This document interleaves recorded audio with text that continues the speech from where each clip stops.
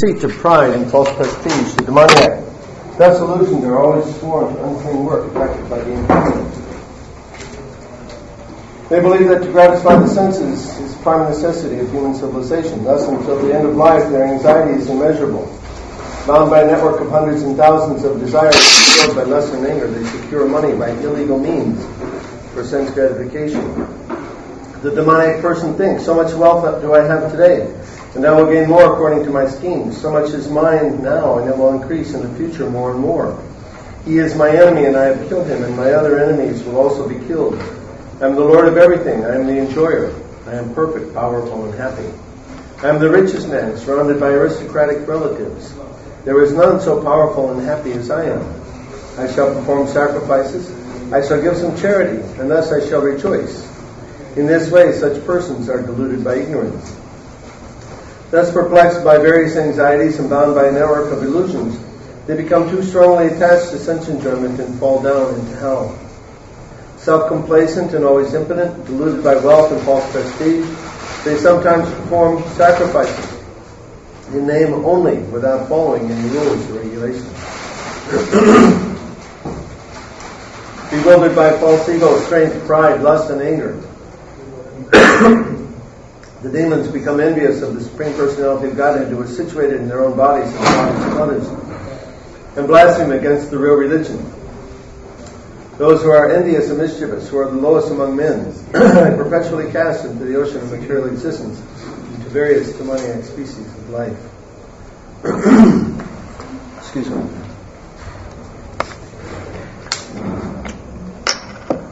So Prabhupada writes several places in his books that the world is controlled by man-eating Rakshasas. Man-eating Rakshasas? Wow. Man-eating. This is one of their qualifications. They like to eat human flesh. This gives an indication of what they think about the human species. Actually, they see human beings as no different than cattle or insects, and meant to be exploited for their own benefit and pleasure. Anyway, what I'm going to say tonight has connection with that. And I'll come back to that in a minute. First, I want to start by giving just a little history. And I should tell you, I'm not going to go on with this. I'll try to keep it to a half hour. So you're not wondering if I'm going to go all night.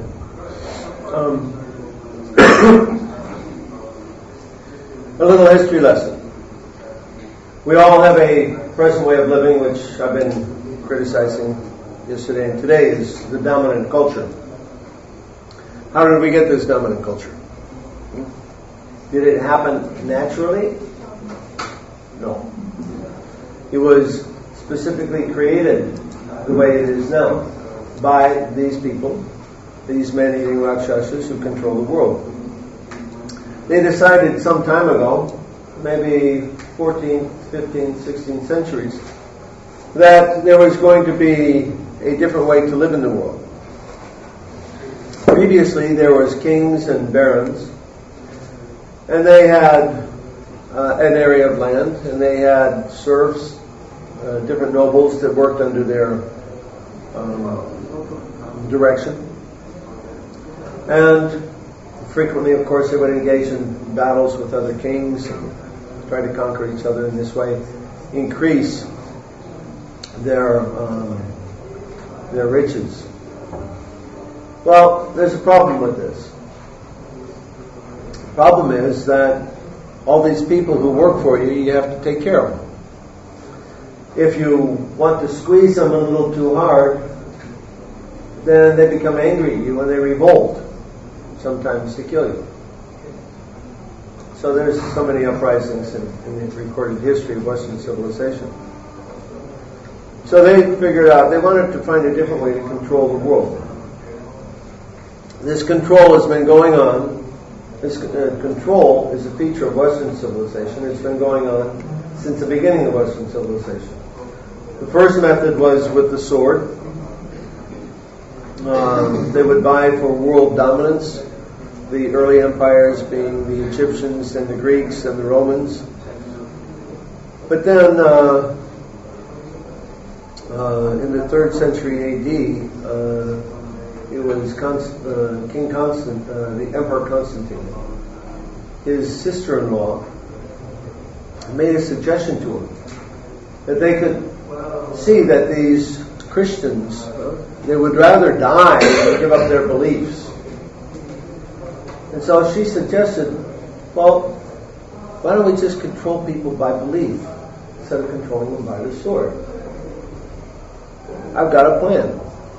Let's make Christianity the official state religion, and then put our man in charge of the church.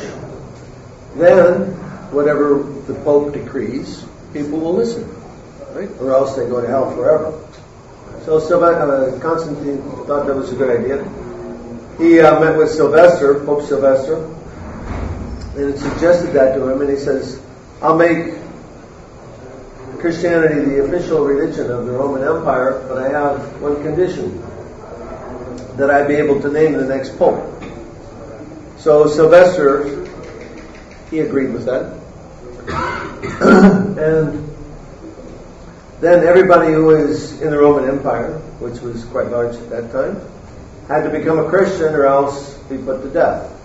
So they converted a lot of people. And for the next 1,000 years, a little bit more, they used religion or religious belief to control people. So it was a combination of religion, combination of these kings. Still, the control wasn't complete. So they thought, let's find a better way. They created this idea of paper money. But that wasn't sufficient in itself. They also had to create a political unit that was greater than the king, which was what gave rise to the modern nation state. They also had to create wage work, and they had to eliminate the ability of people to maintain themselves. These four conditions were then imposed on society. People were naturally very reluctant to give up their independence that they had from working on the land. So there were various methods over several hundred years to push them off the land. In England, for example, they passed a series of what's called enclosure acts. Before that, let's say outside of the castle, there was land that the villagers would use. This is called common land. And the people could use that land. They couldn't own it, but they could use it to raise their crops and to graze their animals. So the people who would use that were called the common man. They were using the common land. So this, to a degree, this allowed people to be independent. So they had to eliminate the common lands. Through these enclosure acts, they built fences around these lands that were once common. And there was a struggle. People would burn them down. People would go on strike. They didn't want this change imposed upon them. At the same time, let's see, in England they passed a law that said that no person could own enough land that would allow them to be independent, so that they would always require wage work. Anyway, it took some 300 years or so. In America, that transition was finally made in the 20th century. In 1930, approximately in the 30s, 50% of the people were still living on the land. So it became the policy of the United States government to move people off the land. And the motto of the Department of Agriculture in America was, get big or get out. They wanted big agribusiness. They didn't want small independent farmers. So they would manipulate the food commodities, the market, so that agribusiness, they would get subsidies from the government, but the small farmer could not get those subsidies. So they could not produce in a competitive way. So they lost their incentive to do farming as a means of livelihood. So in America, over the course of 50 years, 2,000 farms either went out of business or were sold every week. So 2,000 farms a week, every week for 50 years. More than 5 million farms. Similar thing for Europe also. Now the push is on to move people in India out into the cities. Who was that was saying the other day? They were disappointed they could only get 40% of the people into the city by the year 2040. Oh, someone said it. What was the statistic? Do you remember? They figured they could only get 40% of the people into the cities by the year 2030, 2040. And how are they doing that? They're enticing the farmers to take loans to buy fertilizer, to buy seed, this genetically modified seed. So the farmers, they go into hock to get this stuff. They promise them, yes, you'll get a very good yield. And then when the yield doesn't come, what are they doing? Committing suicide. So I read, more than 1 million farmers in India have committed suicide. And of course, then what do the children do? Mother says, go to the city, get an education, get a university education. We're not going to do this anymore. Work in a call center. Work in a call center, right? So the push is everywhere. Actually, in every culture, in Canada, as large as Canada is, there is also the same push, not only to get people off the land, but to destroy the indigenous cultures of all the peoples all around the world, because those indigenous cultures, generally people are, part of their culture is to depend on the land and not on the money economy. So by the end of the 20th century, that change in the way we live in the world has been successfully established everywhere. And so it's taken for granted that this is simply the way the world works. It's as natural as the sun coming up in the morning. Of course, we know that that's not the case, that it's artificially created and maintained. Maintained for who? For the selfish purpose of very small percentage of the people. And Prabhupada made criticisms to this very point, that the present system benefits very few people at the expense of many. So now we come to beginning of the 21st century. We have a lot more technology than we had before, and we have an opportunity to increase the control, make the control complete. They've been working toward this end for a long time. After the last depression in the 1930s in America, laws were passed that would actually prevent a recurrence of such a depression. Of course, the bankers didn't like that idea, and so they've been working actively for some time to rescind those laws. Perhaps I should say just a little bit about money also. Again, I'll give you the model of America, which is what I'm familiar with, and I think this model applies most everywhere, although Samapu tells me it doesn't apply in India. I'm not so sure about that. Okay. In America, we have a central bank called the Federal Reserve Bank. The name implies that it's owned by the federal government. The Federal Reserve Bank has a prerogative of setting the interest rates at which they loan money to the federal government. Now, if the Federal Reserve Bank was owned by the federal government, this scheme does not make any sense at all. Why does the government loan money to itself at interest? The fact of the matter is the Federal Reserve Bank is owned by a private consortium of other banks, which are in turn private companies. They have the prerogative of issuing the money of the United States of America. And they loan it to America at interest. Most of the now, I guess we're now up to $14 trillion in debt, or 10 to 14. It's gone up so quickly lately I can't keep track. Used to be about 6. Most of that debt is owed to the central bank. For example, every year in America, the interest that they pay on the federal deficit is been in the neighborhood of $250 to $300 billion.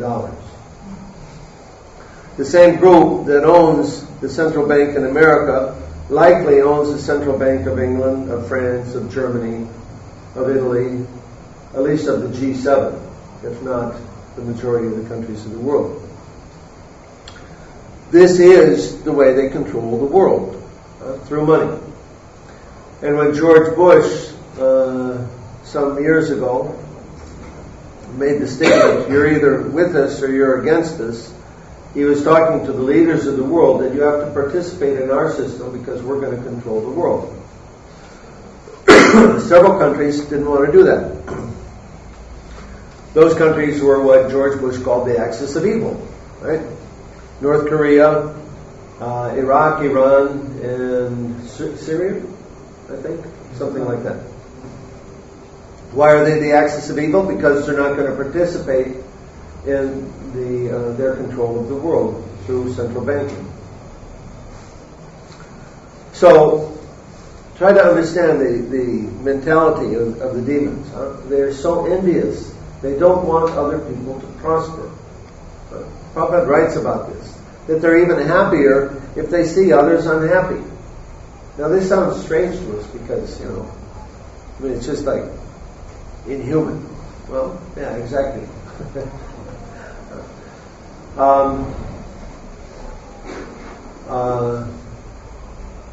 They don't want other people to be happy. They want to control others, exploit them. Very similar, actually, what we read about Hiranyakasipu and the others in the Bhagavatam. This is no exaggeration. If they could, they would conquer the entire universe. Maybe not up to that because it's Kali Yuga for them also, so they have to content themselves with trying to control the Earth's planet. So they've got this money mechanism in place by which they control the interest rates. If they lower the interest rates, then the supply of money is plentiful, and there can be prosperity. When they increase the interest rate or tighten the supply of money, then there's not enough money in circulation, and the economy goes down. People lose their businesses, they lose their homes, and so on like that, and the banks repossess those assets. So in this way, they're controlling the whole world. The depression of the 1930s was artificially created.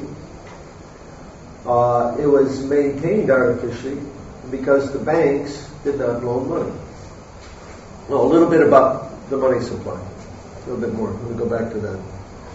The Federal Reserve Bank, they print the money, okay, that the federal government is borrowing. But beside that, member banks, local banks, who are part of the Federal Reserve System, they also create money by making loans. So, any of us, we go to the bank, we apply for a loan. It's not that we borrow money that somebody else deposited in the bank. They don't loan other people's money.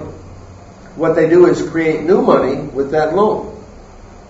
Money that didn't exist before is created. You borrow $20,000 to buy an automobile, that's $20,000 new dollars. By the time your $20,000 is repaid with interest, maybe you paid $28,000 or $30,000. It's important to note that the additional $10,000 that you paid in interest was not created.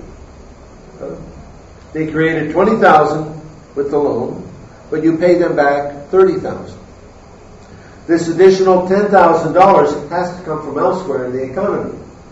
So the banks are continually putting money into the economy, but taking money out.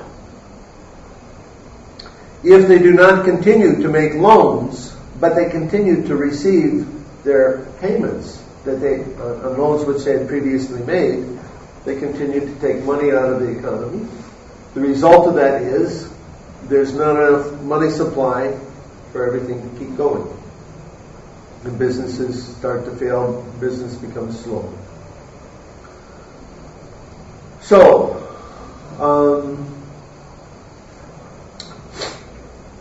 since at least the beginning of the 90s, all around the world, the conditions were being created to, at one point in time, when they were ready, to create a global economic crisis.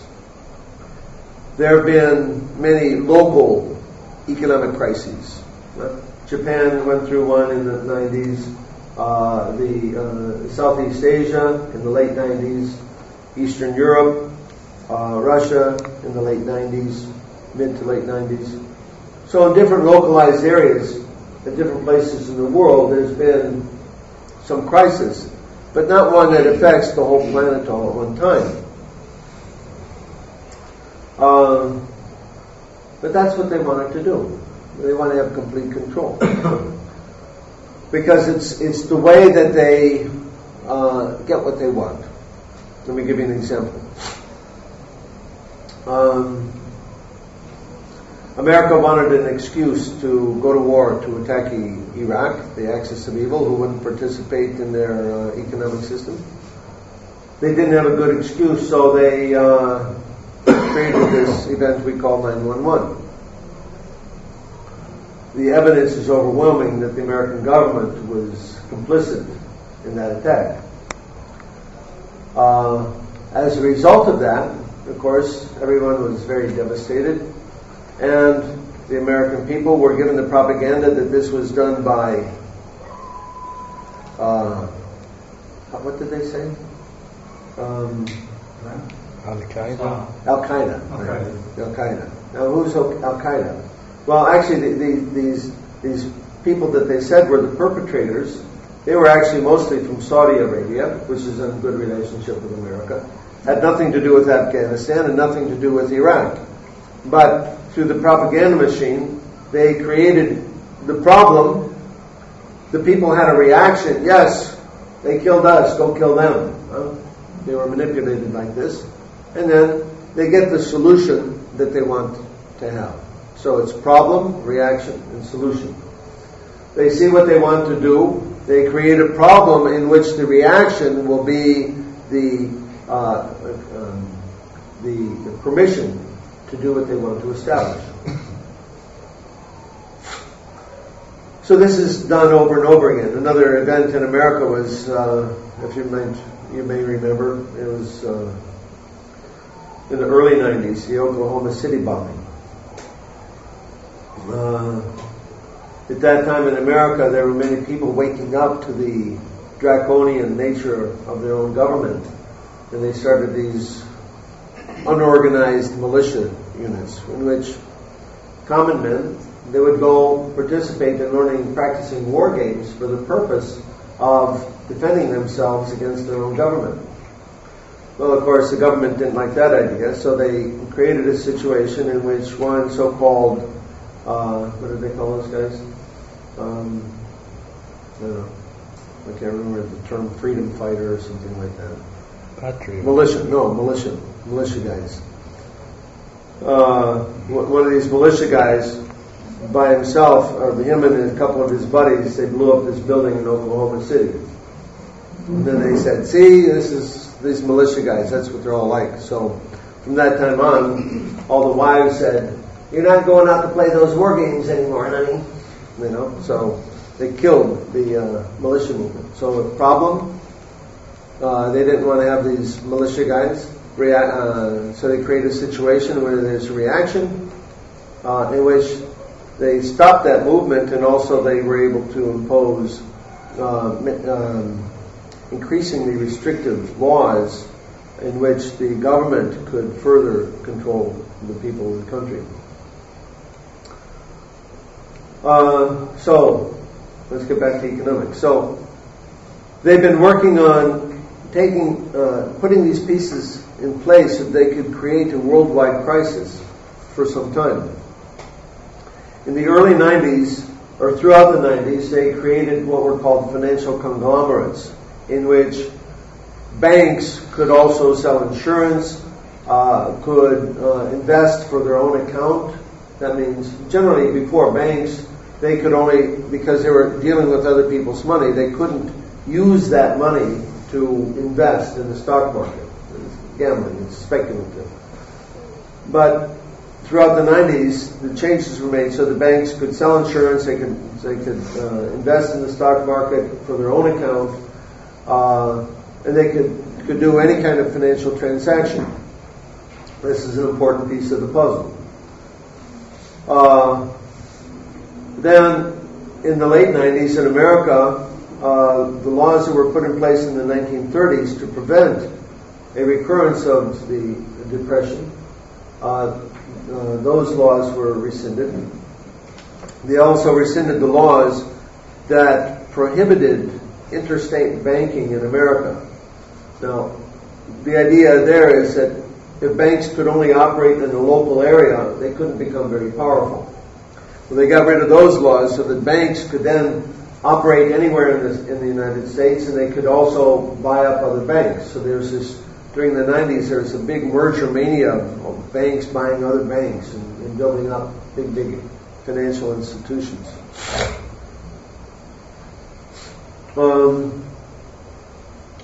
Then we get George Bush elected. And one of the things early in his administration is he comes out with the idea that we want to see that Americans can own, many Americans can own their own home. So particularly, we want low-income people to be able to have their own house. Now, in the early part of this century, I remember that we had the prices of housing were going up 15, 20, 25% in a year. So everybody could see, oh, well, if you want to make a lot of money, all you do is buy a house, sit on it for 2 years, rent it out, sell it, and then you've got a big pile of cash. Easy money. And the government made it easy for people to get a house. Bush created programs in which if you didn't have the money for a down payment, the government would make a down payment for you. If you, let's say, they made sure the interest rates were low so that people could qualify. And generally the kind of loans that they got were what's called adjustable rate mortgages, that the payment would vary with the interest rate. So when the interest rate was low, your payment is low. But if the interest rate goes up, you say you get your loan at 4%, but the interest rate goes up to 7%, you're paying 3% more on a $400,000 note. That more than doubles your payment. So the interest rates were made low. It made it easy for people to get into homes. And they also allowed what they called liar loans. That people could come and say, well, I don't have any proof of income, but I'm making such and such amount of money. And the bank would say, yeah, okay, no problem. Now, why did they do that? Because the banks, the arrangement was made that the banks did not have to keep the mortgages. If the bank's keeping the mortgage, they want to make sure that the person they're making the loan to can make the payment. Because they don't want to be in the real estate business. They don't want to get these houses back. They lose money that way. So the arrangement was made to take these mortgages and to package them into securities. And then they were sold off to mutual fund companies or other banks, other investors.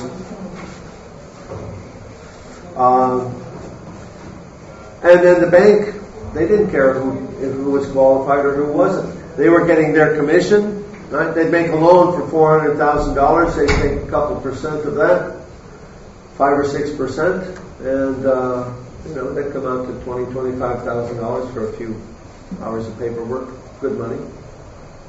And so they were happy just to make as many loans as possible.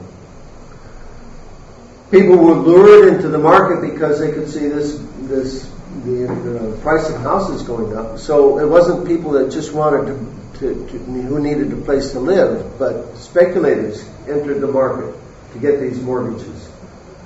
And they could get them very easily. Now, then another part, which is also very important, is what's called a credit default swap. Credit default swap is like an insurance, in buying insurance. For example, if you're in business, you make a loan, the bank wants to make sure they're going to get paid back. You want to make sure that the loan can be made, maybe have a health problem or something like that. So you might take on insurance, right? So the insurance is, if you can't make the payment, the insurance company is going to make the payment for you. Like that. Everybody has experience of this. We know how that works. Well, these credit default swaps originally started out like that. That a company who was making a loan, they could buy this insurance, which was sold by who? Now, at this point in time, it could be sold by any other financial institution. Right? Not just an insurance company. Other banks could sell this insurance because they're all integrated now. So,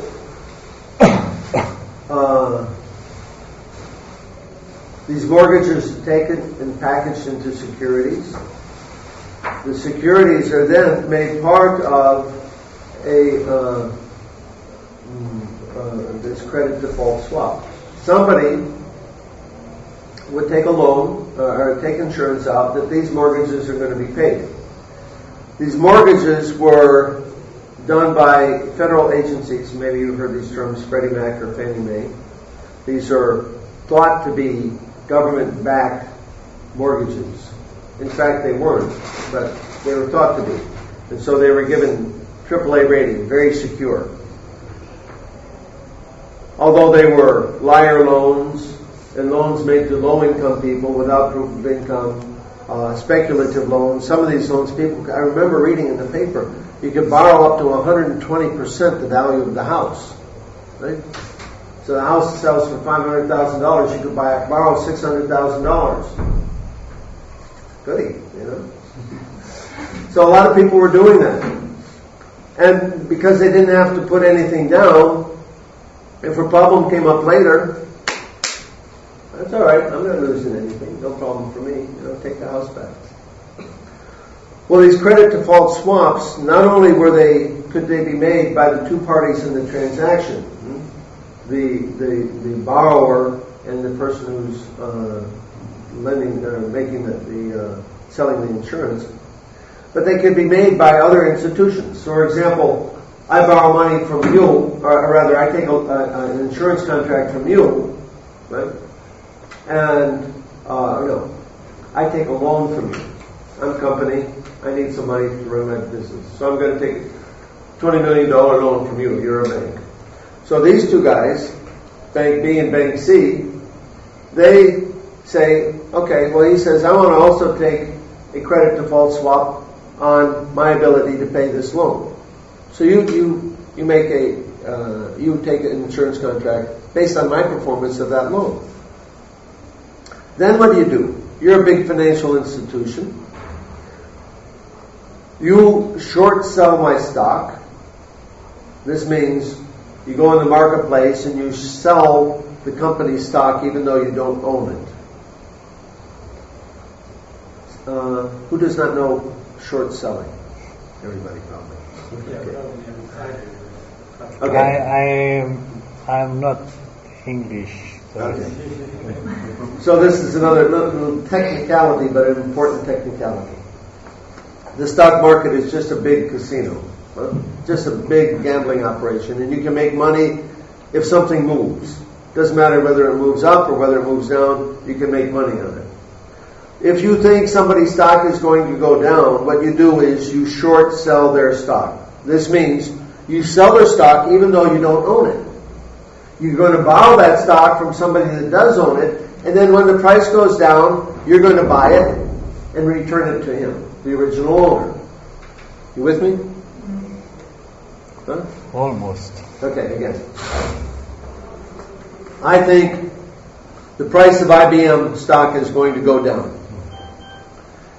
The way you make money is you sell high, you buy low and you sell high. The price is now 100, right? I think it's going to go down to 50. So I sell stock, even though I don't even own it. I sell it. Which stock?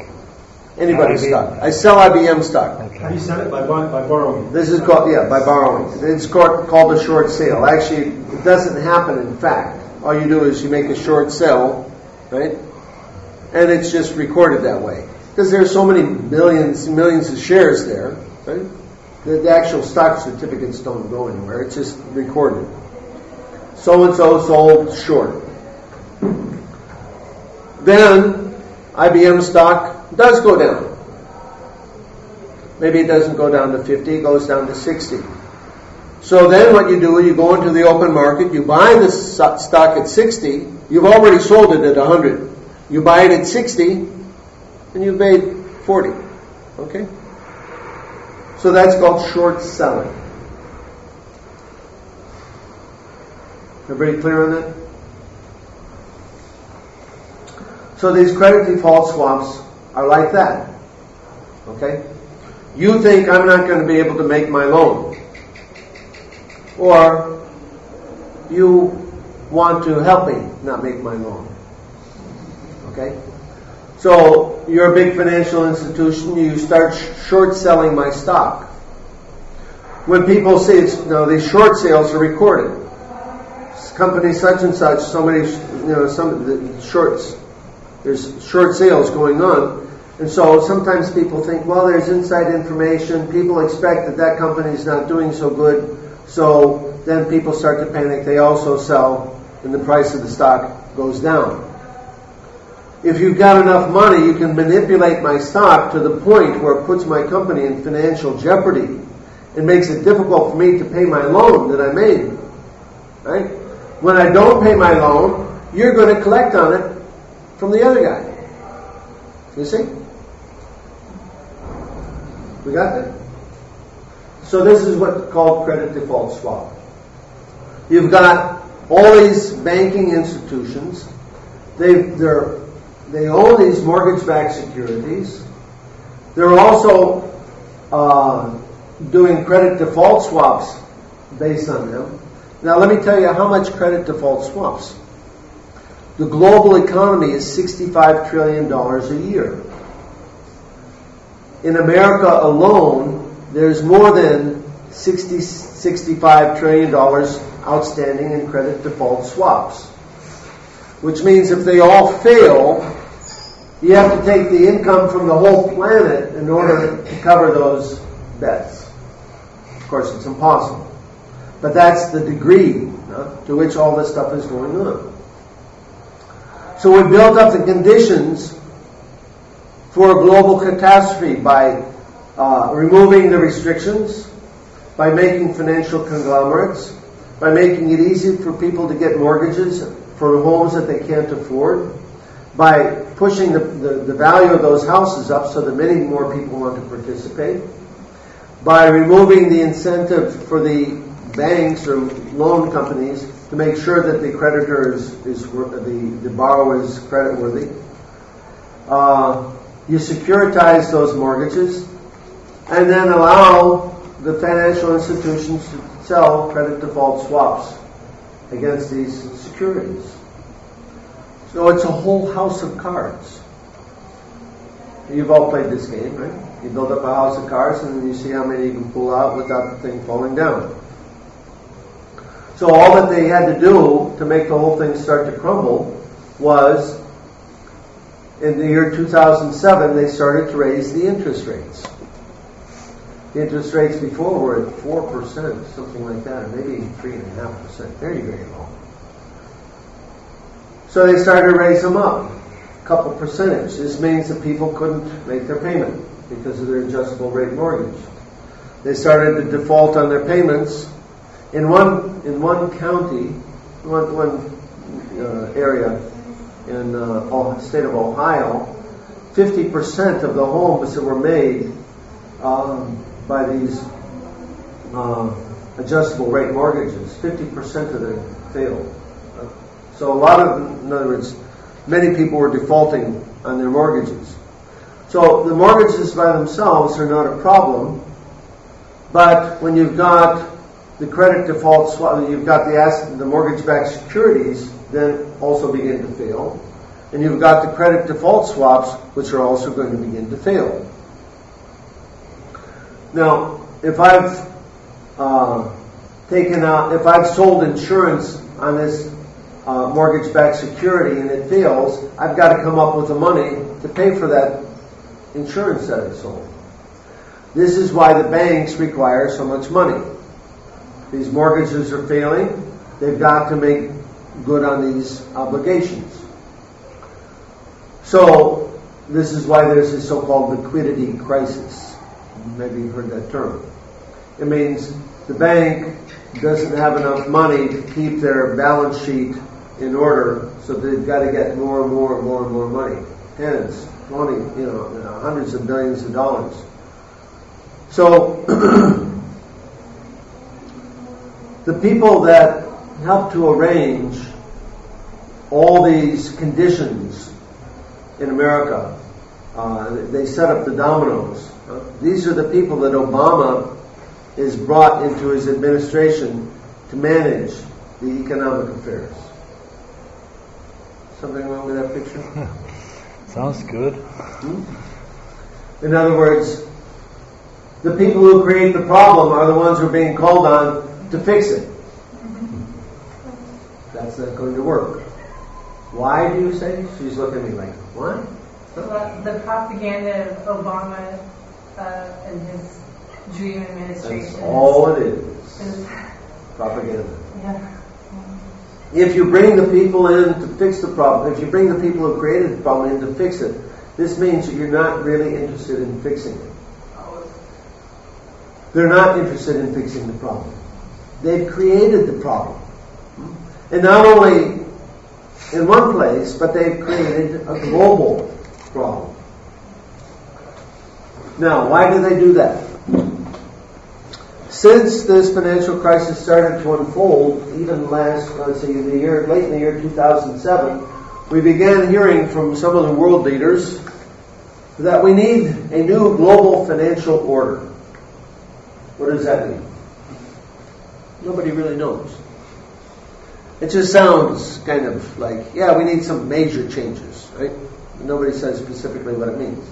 But those are the words they're using. Several people, in fact, say we need, quote, a new global financial order, unquote.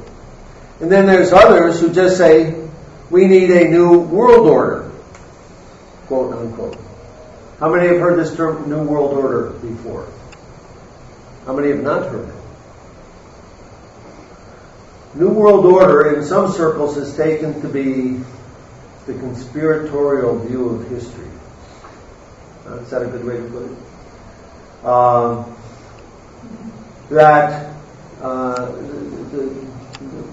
See, in America, the first person to say that was George Bush I, after the fall of the communist regime. He's saying, yes, now we're going to embark on a new world order. Well, people who are, there's many people who study what's going on in the world, and they can see that there's, in fact, there's one fellow in England, he says that there's shape-shifting people who are not human, who are very fond of eating human flesh and drinking blood, who are controlling the affairs of the world. That sounds very familiar, doesn't it? It sounds like a Rakshasa, right? But this person, his name is David Icke. And he started going around the planet saying that back in the early 90s, I think. Where did he get that idea? Not from the Hare Krishna, not from the Srimad Bhagavatam. He heard it from many other people who have been witness to these kinds of dealings. So there's a lot of people who are aware that there's a demonic element who is trying to control the world, and that they want to create a new world order. And so this term, New World Order, generally refers to this idea that these demonic personalities are going to create something with very tight control. Yeah. Actually, I want just to say one thing. In this kind of government, shouldn't we stop as early as possible pay taxes? Means to buy the product from outside. Should we still continue like this, or should we not very fast go to one machine? Well, Taxes will be so powerful. I'll come to the solution, but the people that control the world, they control the money. They control the government, they control the media, and they control the educational institutions, they control the military. This is what control means. Basically, the entire world is controlled by money, because you can buy anything you want. And if you don't pay, people can't survive. But the control's not complete. There's still a black market. There's still people who are free and independent. You know, people can buy houses and live happily, and so-called happily. They don't like that. They want to have complete control. So they've arranged this crisis so that they can institute now a new global order, new world order. What does that mean? Well, now from here on out, okay, so far I've been talking about the past, and I've got 35 pages or 40 pages of evidence. If you're interested, and I can email it to you, my research on that topic. Now I'm going to start speculating about the future, and it's speculation.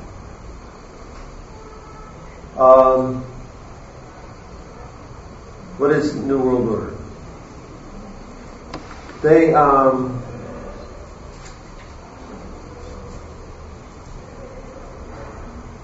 want complete control. There is a American person. There's a person who's been behind the scenes in America politically for a long, long time. His name is Zbigniew Brzezinski, if you know that name. He was first in public office. He was the national security advisor to President Carter in the late 60s and early 70s. He's written several significant books.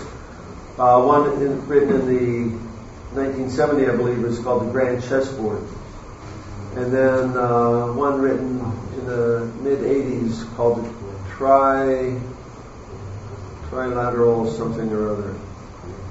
Anyway, Brzezinski is a protege of Rockefeller. And he's kind of like one of his think tank guys to try to think about how to increase control. Brzezinski was in fact the person who created the situation that involved Russia in a war in Afghanistan. So from outside, he manipulated the circumstances so that Russia would go to war in Afghanistan, so to achieve some geopolitical coup. Anyway, in his books, he talks about this new world order and what it would be like. And he says that in the future, people will be, there will be a great deal of surveillance. People will be very, very tightly controlled. And basically, he makes it sound like, if you're in a high security prison. That's what it sounds like. 1984. Yeah, exactly. If you know that book.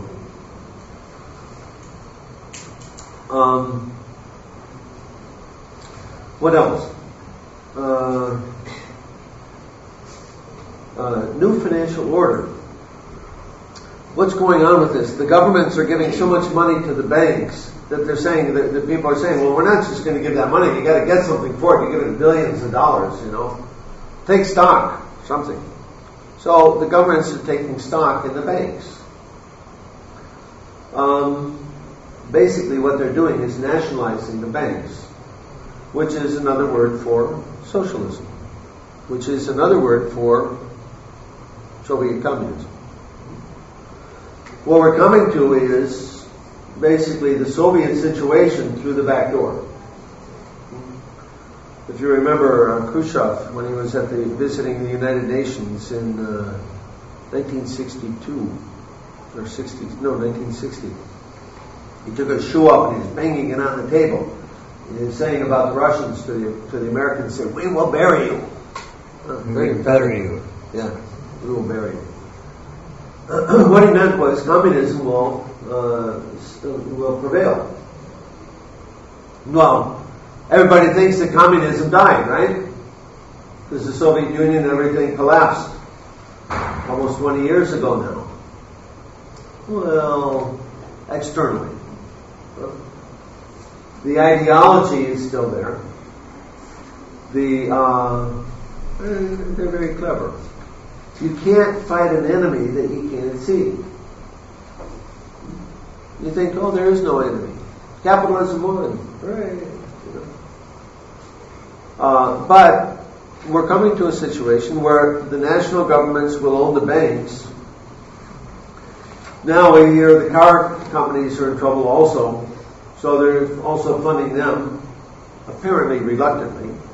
But they're going to fund them, and they might wind up owning the car companies. The prediction can be made that the national government will wind up being the sole employer of the country. They will own the banks, they will own the means of production, right? They will own everything. And if you want to survive, you have to do what you're told. You have to participate in the government. It is 1984, because you get your ability to exist is at the pleasure of the government. The control goes even beyond that. There's a Spanish psychologist. What is his name? Dr. Delgado. He's been experimenting on electronic control of the brain for the last 30 or 40 years. They now have implant devices which they can put in people and make them happy, make them lusty, make them passive, or make them sleep, or any other kind of range of emotions. This is not science fiction. It's existing technology. He supposedly did an experiment where he implanted one of these devices in the brain of a bull, and then stepped into a yard with the bull, and the bull was charging him, running after him. And then he pushed the button, and all of a sudden the bull just stopped in his tracks and went the other direction. So this is his demonstration of his technology. If you research there's one chip called the IBM 2020 implantable biochip, and this chip can be put in a person, and through a signal, external signal, people can be controlled in what they do. So one scenario is that they're going to make conditions, the problem, reaction, solution. You got everybody in the city that can't eat, the economy fails, right? The government fails, what are people going to do? They're going to freak out, right? Because they can't eat. So they're going to say, do something, fix the problem, do anything, something, help. And they're even saying now, the system's beyond repair, we can't fix it. So that's a lot of bull hockey. Bull hockey, you know? Got the idea? Slang word. The system is actually easy to fix. Even amateur economists are saying, why are you giving money to the banks? Why don't you just, if the problem is the mortgages, just pay for the mortgages. Buy the mortgages. And then there's no problem. It's very evident. You don't have to be a genius to understand that. Well, they're not doing that for some reason. Another way they could do that is just to allow those banks to fail and then start over. Just establish new banks who don't have that prior problem, and everything can go on just fine. So there's solutions to the problem, but they don't want to solve the problem.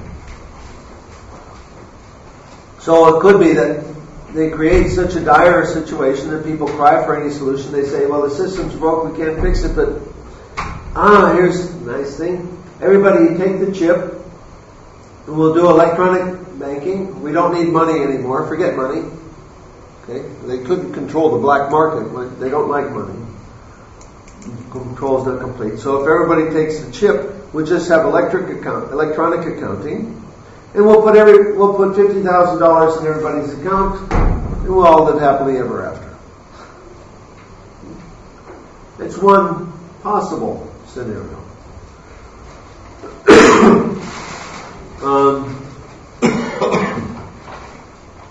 Anyway, how exactly it's going to turn out, I don't know.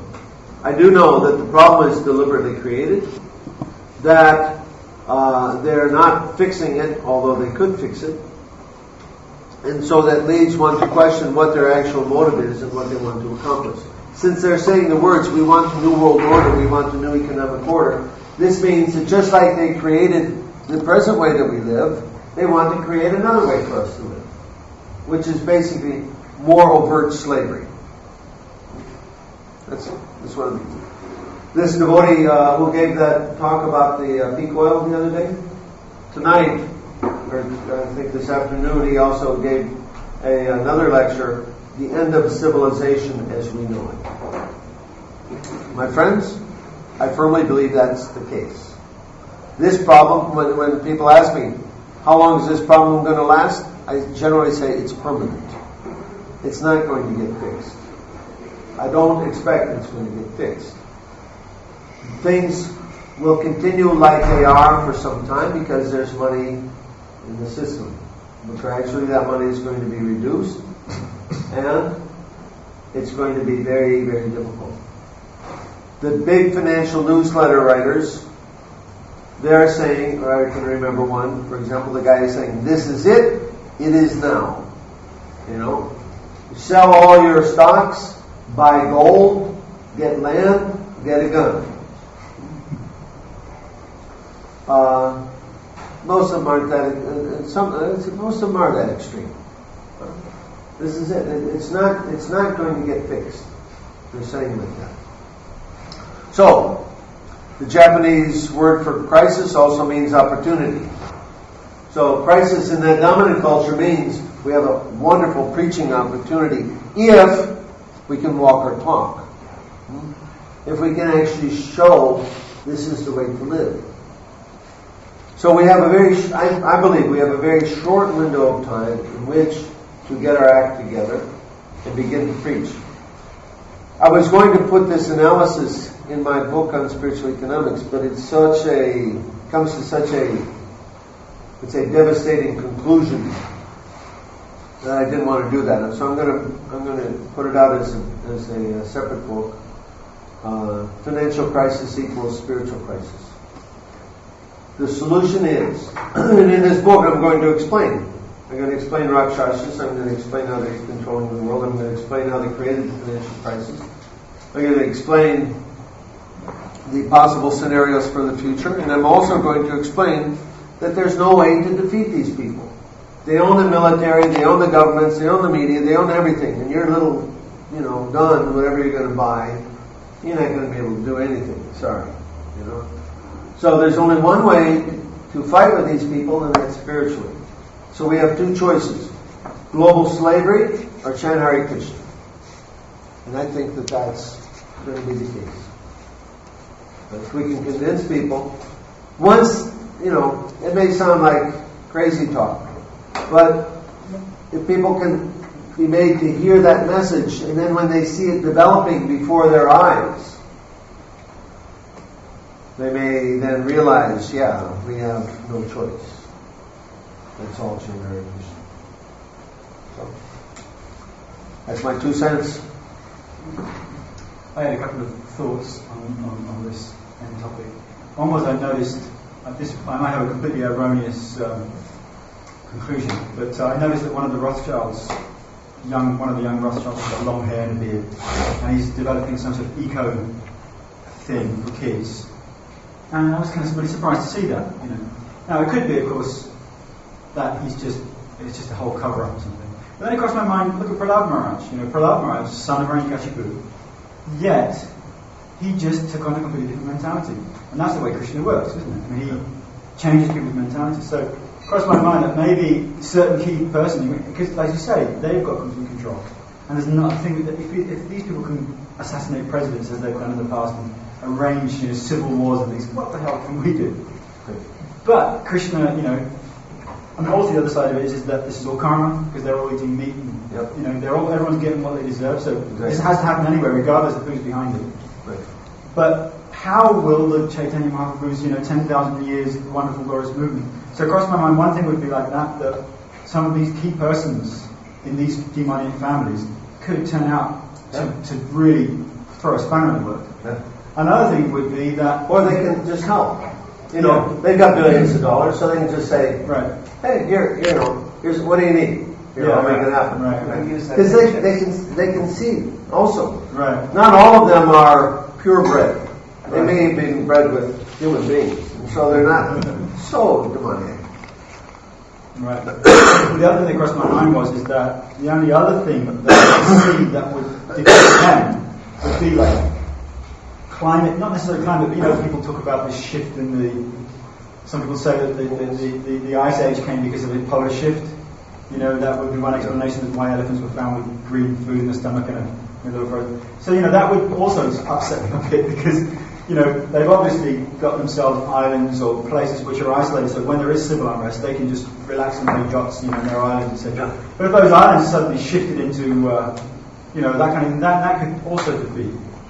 But of course, either way, we would have to be prepared for anything, isn't it? I mean, it's like, it seems like we really have to be prepared for anything. And chanting Hare Krishna, we will become pure. We depend on Krishna, That's all. Yeah. We have to learn how to take shelter of Krishna. That means whether we're in this world or whether we leave this world, that's our solution. Right. I've been confused with the idea of preaching at a time like this because a lot of devotees are saying, okay, now we did that and now it's time to develop our communities because it seems like the people that we're preaching to are the devotees themselves. What's important, what manpower they have. But I'm wondering how would you who's go preaching about to? Devotees that have an ability to start, have more ability or have knowledge of how to start our community, should be preaching to the other devotees. Yes, just to get the resources together. And I feel like if I went out and I distributed books right now, in the back of my mind is, oh, maybe I should be learning how to garden from my dad. I mean, it's just like practical things. Do both. Both, yeah. Do both. So what would be the benefit of trying to bring people in to an infrastructure that doesn't have a farm community? Everything begins with an idea, and everything rests on consciousness. Most of our devotees are focused on Prabhupada's books. They're not. When I speak about economics, nobody wants to hear it. I've had, occasions where there have been seminars, right, and there's a room full of devotees, and for the last speaker, and then I come in and everybody leaves except two. Something like that. So, devotees generally aren't interested in this. They're completely off the radar screen and what's going on in the world. So, but other people are not. When I first started talking about spiritual economics, I would tell devotees, and they would tell me, "You're crazy. Nobody's ever going to do this." Right? And I would tell non-devotees, and they would say, "Wow, that's cool. I want to know more." Because that's what people, that's foremost on people's minds is the economy, right? That's where they go for shelter. They don't have any other shelter. So when that starts to crumble, they're in great anxiety. They don't know what to do. Right? So I think there's a good market for that. If the preaching, it's not time to preach, you're not the body. It's time to preach, let's solve the real problem. Right. It's true. Actually, it's interesting because it seems like this Bhaktivedanta Swami's experience is he preaches to youth from universities, and they're the ones that started these projects in Indonesia or wherever. And as you said, you talk to people like this, and it's immediately it makes sense. It may be that we have to start, preaching to new people, and then they will be the ones that will show everyone else. All the other devotees that are all in the clouds doing the Srimad Bhagavatam, they will actually start to say, this is the way to go. It's all a matter of what you're conscious of. We can't be conscious of everything. Some people are tuned into it, others aren't. I happened to bump into this devotee who was giving the peak oil seminar internet place there.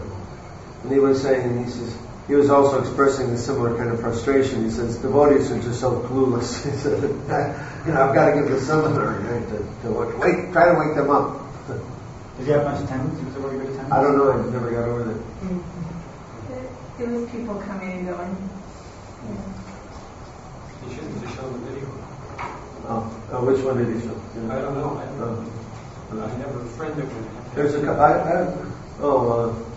Sridhar Chaitanya, Bhaktivedanta Maharaj is one of his disciples. He's got a series, a lot of good videos on that. If anybody's interested in writing, he's happy to share that information. What kind of speculative time factor do you think things are going to start changing? Okay, I'll tell you one thing that I saw on the internet.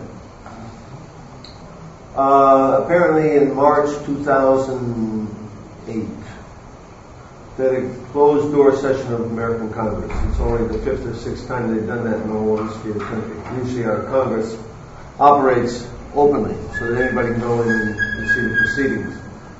But they had a closed-door session of Congress in which apparently the congressmen were told that in September of 2008, there's going to be a crash of the stock market.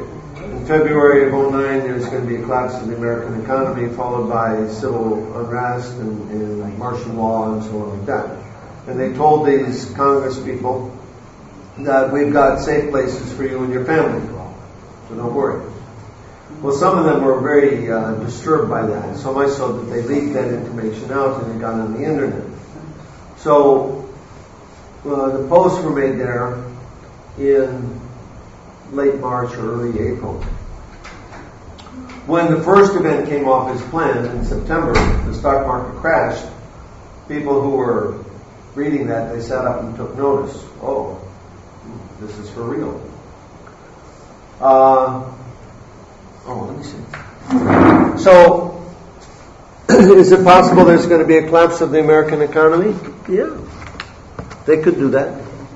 And then what's going to happen after that? I don't know. The time frame, 2009 is going to be a bad year. Let me read you. This is from the website. Today, the stock market in the US just collapsed because they see that the incentives are not working. 12% drop for the last 2 days. 12%. Mm-hmm. Yeah. Hang on here. I don't know if I can throw it with me. This is from the website of Drew Lawrence. What's his initiated name? A devotee. He used to live in Vancouver. No.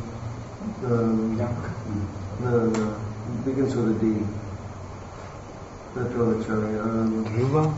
No. He lives in Hawaii now. Yeah. Drew Lawrence, consultation. Maybe his name will come to me in a minute. So he writes about the. He's a good astrologer. He's a lot of good advice. So he's writing about the horoscope of America, and he says he gives the history of the horoscope in America for 1929 and for stock market crash in 1987. So he says, according to the yearly chart of 2009, the U.S. is headed toward an economic reversal, the likes of which have never been experienced before. The official date of this chart's inception is March 26, 2009. In this chart, Jupiter, representing finance and economics, is situated in the sign of debilitation, Capricorn, in the 8th house of failure and reversal. And right nearby, also in Capricorn, is his old nemesis, Rahu. This is exactly the conjunction that took place in 1929. But this one is worse, since Jupiter is at its weakest disposition in Capricorn. The details of how this will unfold are anybody's guess. But in this writing, Lehman Brothers just filed for bankruptcy, and Merrill Lynch has been sold off to Bank of America.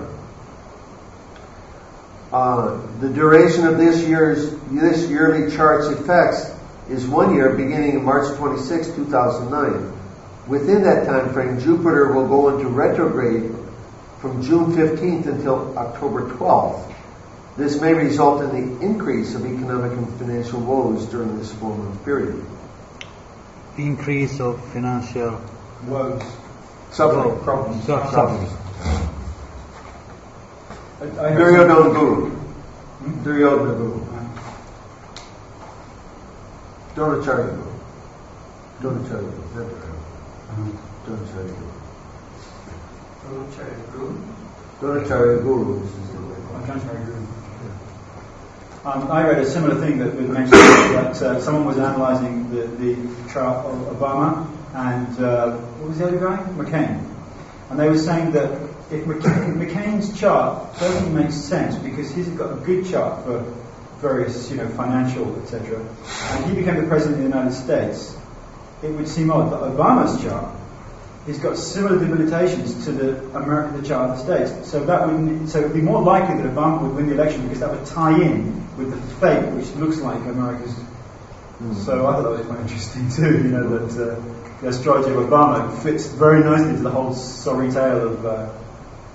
And what was it? Also gold prices is going up like anything right now. Yeah, of course. It went up almost 1,000 rupees for 10 grams in the last 2-3 weeks.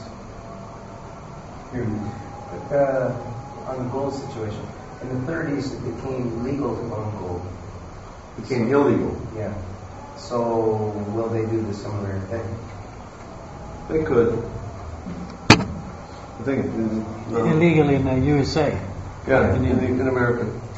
They confiscated all the gold. Yeah, But if this is a worldwide situation,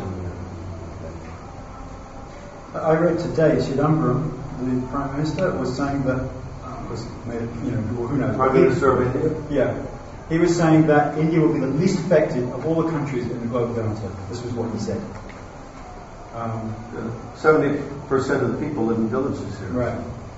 They're not So gonna- it's less likely that will happen in India, although that could well happen in America or No. UK or anywhere else. Let me point out that this scenario, although they can create a global crisis in terms of the banks all at one time, they can't implement this biochip thing everywhere all at one time.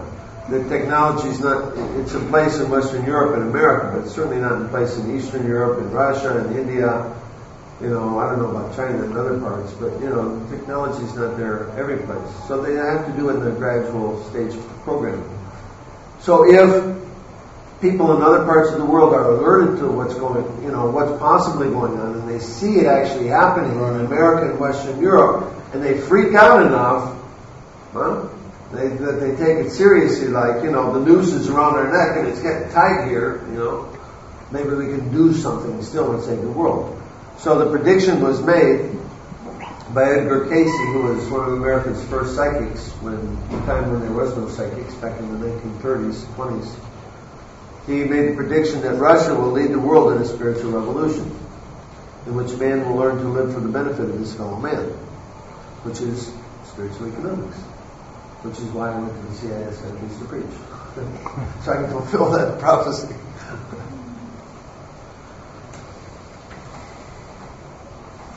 Yeah, so it's interesting. So while it looks definitely gloom and doom for America and Britain and maybe other G7, but for countries outside of that, it seems like there's enough leeway that, like you say, we could actually get a lot of preaching could really get done. And it seems because Prabhupada actually says that eventually people will become so harassed by taxes, by lack of rainfall, that they will run to the forests. And this is the time when we can preach. So if actually, like you say, if people see it happening, then the preaching queue can become really big, and actually that's when we could become a force, because the devotees will start having to walk the talk. So, John? As soon as my book gets published, distribute it far and wide. Yeah. The problem is that the devotees are also harassed by taxes and lack of That's the thing. But maybe they can. Prabhupada mentions about how when the British were causing trouble with food in India during their time here, they created an artificial famine. People were starving. The price of rice just shut up. But Prabhupada mentions that those that were devoted, those that were connected to the devotional life, were not very much affected. So I thought that was very interesting. Although the majority of the people were suffering like anything because of the British action, those that were connected to the Vaishnavas, and Prabhupada was here at that time, he saw that actually they weren't so much affected by it. Somehow or another they were, Lord Chaitanya was taking care of them. So they had rice. Yeah, somehow or another they were able to eat, and the Lord works in mysterious ways and how these things were arranged. Somehow or another they had connections or whatever, you know. So I get the feeling also that, you know, and if sometimes I see a devotee, even though they've got their head in the clouds and they're not looking, when it comes to the crunch, Krishna, because of the fact that they've had their head in the cloud, in Krishna's cloud, you know, maybe Krishna will just help them out, you know, and give them the intelligence to do the right thing. We are the kitchen religion. Yeah. We have food for life, so we go to the government and say, give us food, we'll feed people. Of course, we also get fed at the same time. Right.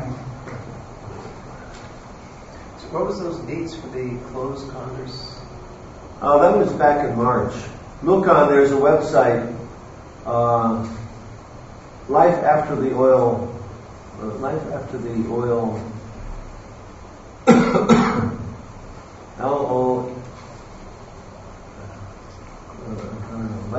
Oil Crisis, something like that. But the dates they gave for when things are going to start? The dates they gave were February for the collapse of the American government, or the American economy.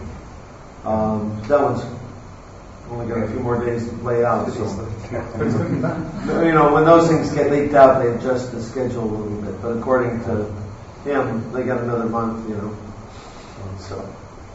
I thought it was February 26th. No, he said the beginning is March 26th. So the idea then, if that happens, then it affects the rest of the world, right? The economies. Well, you know, to some extent, America is, you know, when America sneezes, the rest of the world catches a cold generally. So, maybe not. It's all manipulated too, right? Just like the Bamsi who lives in Kiev was telling me before he left Ukraine that the Prime Minister got on television and was saying that our government has collapsed. So that's news to me. I didn't see anything on the internet, but you know, they're having a crisis. What does it mean? Well, there's still a lot of people there that live in villages. They have duchies. You know, people are leaving the cities and they're going back to their villages where they can grow food. You know, it's very similar to the situation